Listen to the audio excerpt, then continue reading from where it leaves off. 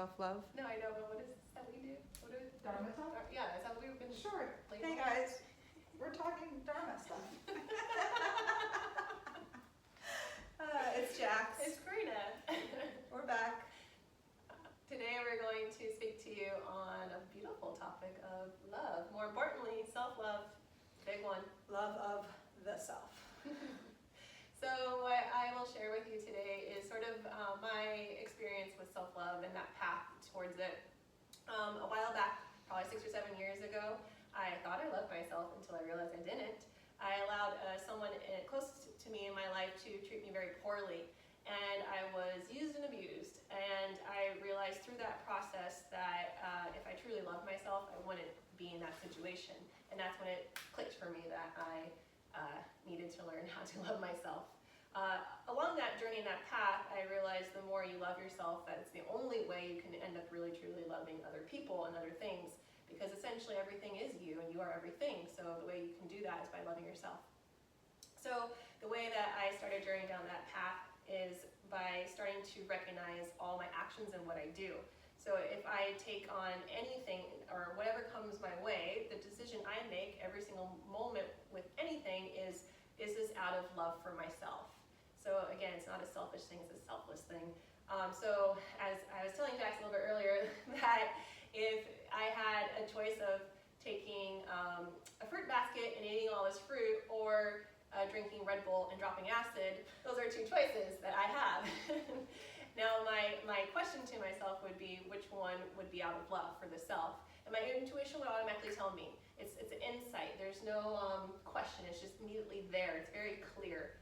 And so chances are, I can honestly say it would probably be that basket of fruit. Good. I don't like Red Bull. But acid's a different story. Yeah. So, anyways, but I kid with that, but it's also true because you will know, your highest self knows, and the path of self-love, your highest self is speaking to you and telling you and guiding you towards those things. So that's what that quick insight is they're like, hey, here's what it is. And the more you go down that path, the more it becomes easier and easier for you, I feel, and you start to listen and build those listening skills. So you're just essentially listening to highest self, you're listening to love itself, and then you become an extension of that. Self-love. Yay! Yeah, so that's a little bit of my journey with self-love and why I wholeheartedly feel it's important to understand. Wholeheartedly. Thank you. I love that. While you were talking, I think you used the word intuitive maybe once or twice, but I heard you more say insight or that self-knowledge.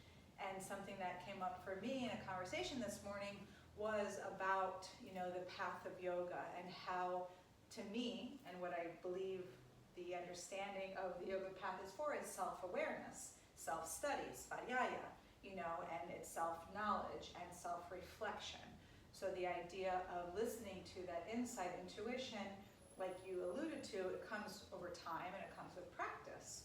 And I love how that can be interpreted as self-love. It's listening to that inner guidance, that inner wisdom, that inner voice, all the things that is who we are and what we are, really. So thank you for putting it into your words like that. And I really appreciated that. So with that, for me, when Karina and I were kind of bantering and like, what do we talk about? And then I literally have to say this, I stepped away from her and we came back with the same subject. So we're obviously very in tune with one another. So that's awesome. But I was sharing with her a different experience, and my grays. This is what my dad does. He's like, I'm the one with the grays, so that means I have wisdom. And I was like, so I have a lot of wisdom, ladies and gentlemen. So all these years of me cultivating and tuning into my wisdom, there's been growth, and which is what we all hope for, right? We all hope for transformation or evolving. And my conversation for most of my life was regarding insecurities or not being good enough. So now where I stand in my path and in my body and in my life looks quite different. So for me, that self-love is not the self-loathing. For me, self-love is not judging myself every day, the minute I wake up, the minute I look in the mirror, or, you know, when I go to bed, bashing myself, like, darn it, I didn't do that, you know, or I didn't do enough. So having that understanding and clarity that, like, I am enough, and I do enough. And I will say that I'm not 100% there 100% of the time.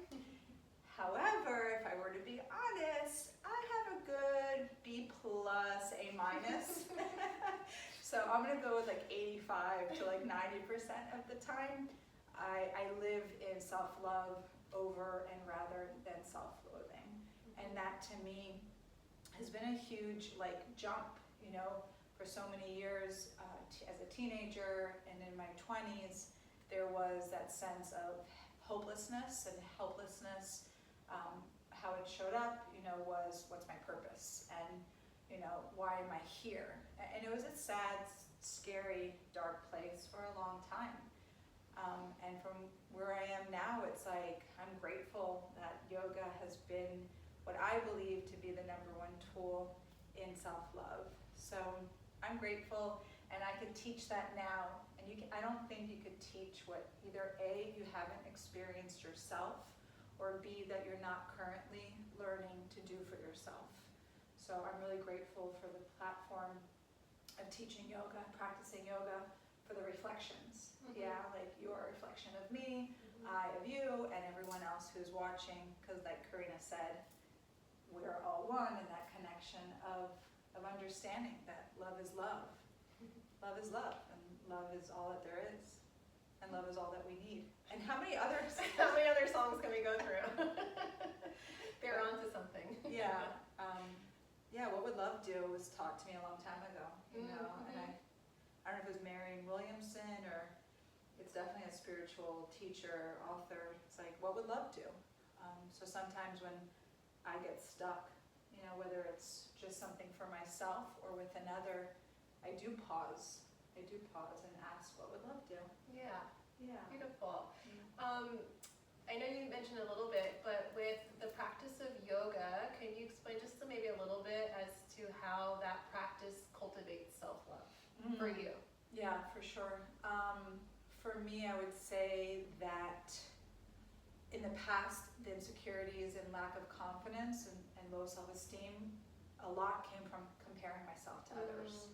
So in comparing myself to another, the yoga has shown me over and over again that I am not you. Like, I'm not gonna move like you, my body, my personality, my voice. So why would I compare myself to you or anyone? So with that, I was like, okay, embracing my unique self. So as soon as I came to the understanding that like my triangle is not gonna be, you know, like the other triangle, I was like, okay, then this is more about accepting. And it was always to self-love was accepting, and it came to me through yoga and not comparing myself to others. Beautiful. Yeah, that was pretty cool. Super cool. What other ways can we express self-love besides the fruit basket?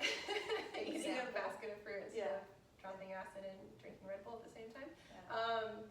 There's something that came to mind. I just want to share something that I've been noticing about myself as of late, and I just realized this after decades. Since I was younger, since maybe middle school, I was always told by my peers, pull your belly in so you don't look like you have a belly, and just stick your butt out. And chest. And chest, yeah. Butt goes out, chest goes out, and now you're in this really wonky physical position that's not natural. But that's what I always would do, and so I've learned through yoga is better alignment, finding what's healthy in my body, but I didn't realize I was still doing this habit. As soon as I caught myself with my belly out, I would quickly suck it back in. And the last 2 months, I was like, no, no more of that. Let it out. It doesn't need to do that. Like, what would someone who love themselves do? They want to relax. The belly comes out.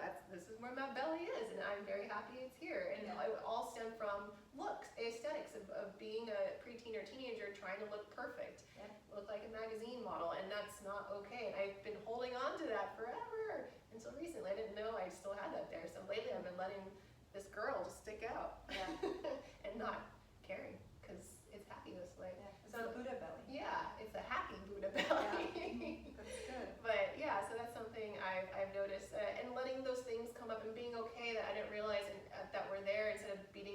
over it. Again, that's not an act of self-love. It's like, oh, it's here now, I'm happy it's here, let's address it and let it be free. How can I liberate myself? And all those are actions of self-love.